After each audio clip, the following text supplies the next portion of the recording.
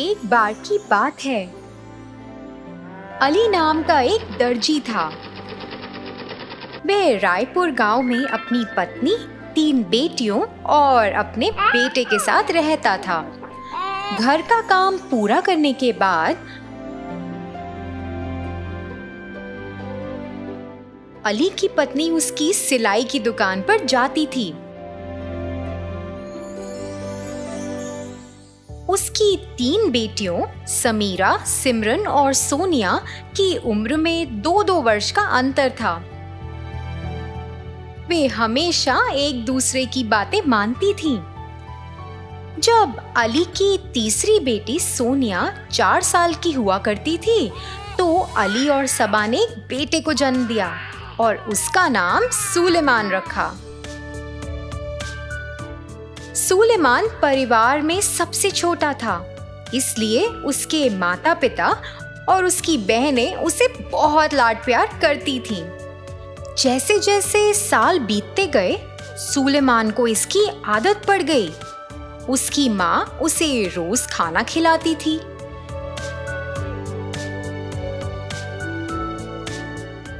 सिमरन और सोनिया उसे पढ़ाते थे और उसका काम भी करते थे। दर्जी की दुकान पर काम खत्म करने के बाद अली अपना समय अपने बेटे के साथ खेलने में बिताते थे। दिन के अंत में समीरा उसे सुलाया करती थी, क्योंकि बचपन से ही उसे इतना लाड प्यार मिला था। वह कभी भी घर का काम नहीं करता था, लेकिन वह दोस्तों के साथ घर से बाहर अपना समय बिताता था और उसे दूसरों की मदद करने की आदत लगती गई। जैसे जैसे कुछ साल बीतते गए, अली की सभी 3 बेटियों की शादी हो गई। अली और उसकी पत्नी को एक उम्मीद थी कि सुलेमान जिम्मेदार बनेगा और घरेलू कामों में और दर्जी की दुकान के कामों में उनकी मदद करेगा। हालांकि घर की जिम्मेदारियों को निभाने के लिए सुलेमान अब तैयार था, फिर भी उन्होंने उसे परेशान नहीं किया। एक दिन जब सुलेमान अपने दोस्तों के साथ अपना समय गुजार रहा था, उसका एक दोस्त शोएब उसकी तरफ दौड़ता हुआ आया। दोस्तों, मेरी मौसी की घर की स्थिति बहुत खराब हो गई है। उनके पास ना खाने के लिए कुछ है और ना ही पहनने के लिए अच्छे कपड़े हैं। मुझे लगता है कि हम सभी को उनकी मदद करनी चाहिए। सुनो दोस्त, मुझे तो स्वयं ही सहायता की आवश्यकता है। मैं तुम्हारे लिए क्या कर सकता हूँ यार? एक दोस्त ने ऐसा कहा और वहां से निकल गया। अरे यार, मुझे डर है, अगर मेरे पिताजी को इसके बारे में पता चल गया तो पता नहीं क्या होगा। क्षमा करो, मैं ऐसा नहीं कर सकता। दूसरे दोस्त ने ऐसा कहा और वो भी वहां से निकल गया। शोएब, चिंता मत करो, साथ चलो। सुलेमान ने ऐसा कहा और उसे अपने घर ले गया। उसने उसे कुछ खाना दिया और कुछ कपड़े भी दिए। सुलेमान के माता पिता यह सब देख रहे थे।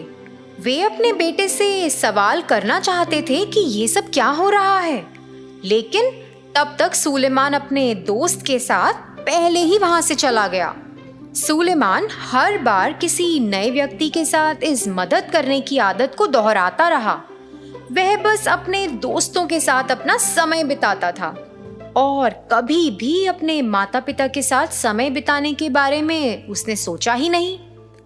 हर दिन जब सुलेमान घर लौटता था, उसके माता पिता ने उसे कई बार समझाने की कोशिश की, लेकिन सुलेमान ने कभी भी इस बात पर गौर नहीं किया।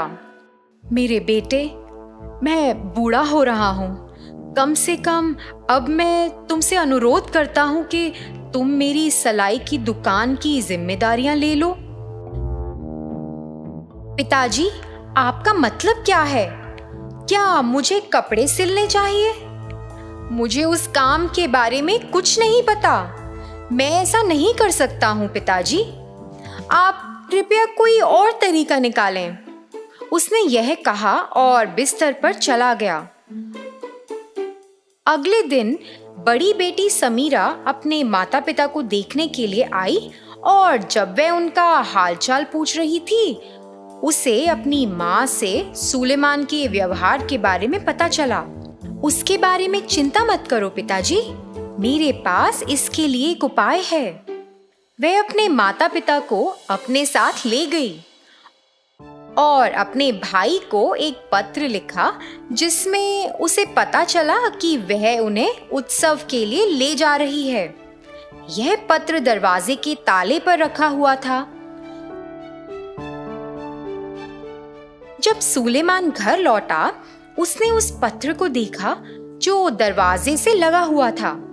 उसने उसे उठाया और पढ़ना शुरू किया, मगर उसे तो कोई परवाह ही नहीं हुई।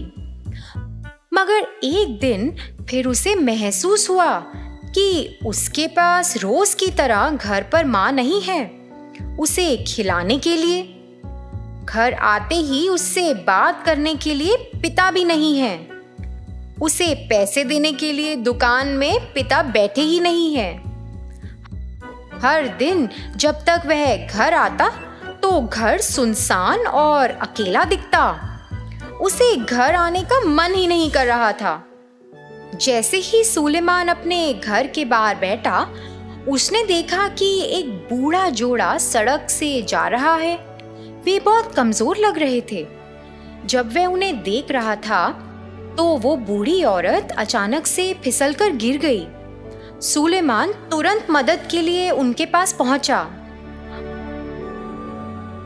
आप इतने कमजोर हैं, इस हालत में आप कहाँ जा रहे हैं? हमारा एक लौता बेटा है, उसने भी हमें छोड़ दिया है। हम नहीं जानते कि कहाँ जाना है और हम बस दर दर भटक रहे हैं।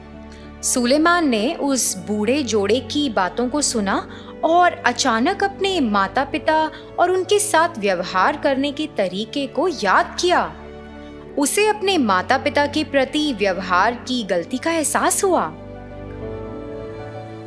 उसने तुरंत अपने दोस्त शोहिब को फोन लगाया, जिसके पास एक रिक्शा है, और उसे वो बूढ़े जोड़े को छोड़ने के लिए कहा। दूसरे दिन सुबह जब अली और उसकी पत्नी यात्रा से घर वापस आ रहे थे, सुलेमान बहुत खुश था और जब वह आई तो वह उनकी ओर दौड़ा और उन्हें गले लगा लिया। वहां से सुलेमान को अपने कर्तव्यों का एहसास हुआ और उसने अपने पिता की सलाई की दुकान में काम करना शुरू कर दिया और घर की जरूरतों को भी वह खुद ही पूरा करता था। उसने अपनी माँ के साथ भी समय बिताना शुरू किया। फिर कुछ दिनों के बाद तीनों बेटियां अपने माता पिता से मिलने आईं। उनमें से बड़ी बेटी समीरा अपने भाई के बदलाव को देखकर बहुत खुश हुई और कि उसके समाधान ने उसके भाई के व्यवहार को बदलने में मदद की है।